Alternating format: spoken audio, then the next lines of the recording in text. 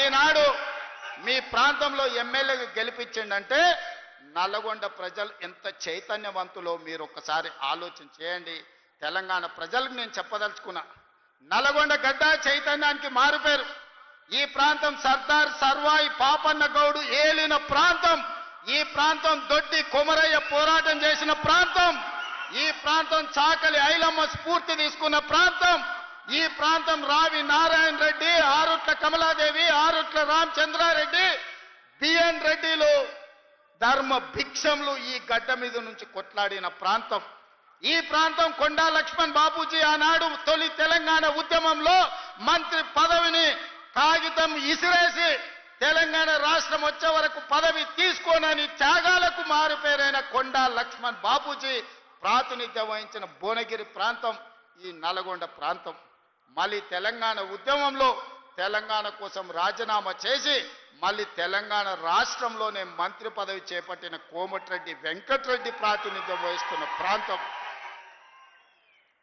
ఇవాళ నాడు భూమి కోసం, భుక్తి కోసం, విముక్తి కోసం సాయుధ రైతాంగ పోరాటంలో తుపాకులెత్తిన గడ్డనే కాదు, ఈ ప్రాంతంలో భూదాన ఉద్యమంలో వందలాది ఎకరాలను పేదలకు పంచిపెట్టిన మీ ఈ రోజు భూదాన్ రామచంద్రారెడ్డి కూడా ఈ గడ్డ మీద నుంచే వేలాది ఎకరాల భూములను పేదలకు పంచిపెట్టడానికి త్యాగం చేసిన వెదిరే రామచంద్రారెడ్డిది కూడా ఈ ప్రాంతమే అని చెప్పడానికి నేను గర్వపడుతున్నా. మిత్రులారా, ఇవాళ ఈ సమాజంలో ఉన్న మా ఆడబిడ్డలు కావచ్చు, మా సోదరులు కావచ్చు, ఇవాళ వాళ్ళకి చైతన్యం లేదా?